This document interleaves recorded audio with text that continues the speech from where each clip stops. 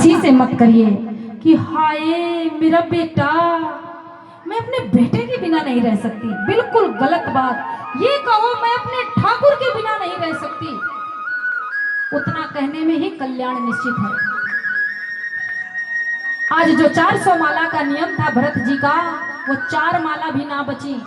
हरी हरी घास लाते, बस उस मृग के बच्चे में ही लगे रहते।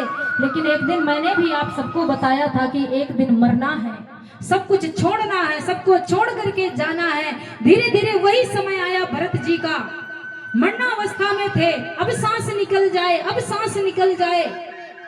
लेकिन अंत समय में भी भगवान का नाम याद भरत जी को नहीं आया।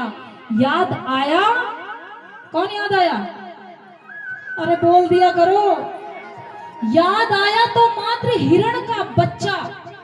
तो जानते हो इसका प्रमाण क्या हुआ?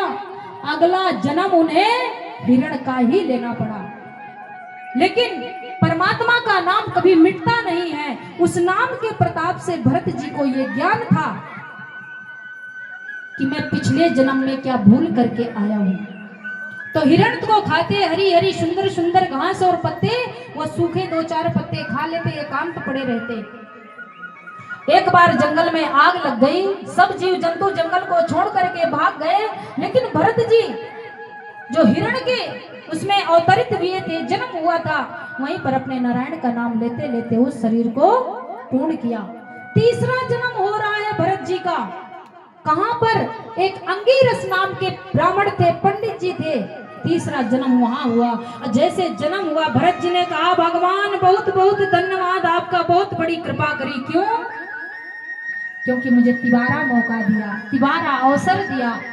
और सत्य समझना, भरत जी तीसरे जन्म में बिल्कुल भी नहीं बंधे। पिता ने जब अपने बच्चे की कुंडली देखी, क्योंकि जो अंगीरस नाम के ब्राह्मण थे बहुत प्रचंड विद्वान थे, उंगलियों में कुंडली देख देते। उन्होंने कहा ये कोई महापुरुष मेरे यहाँ पुत्र बनकर के आया है, ये मेरे कुल का नाम करेगा। लेकिन भैया पिताजी गायत्री मंत्र रटाते रटाते आखिरकार मर के चले ही गए। लेकिन भरत जी एक शब्द नहीं बोले। जानते हो क्यों?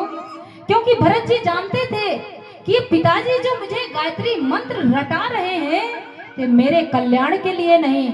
आज गायत्री मंत्र रटा रहे हैं, कल को कहेंगे ग्रह शांति का मंत्र याद करो, और परसों तरसों कहेंगे जाओ यजमान के यहाँ कथा सुनाए आओ।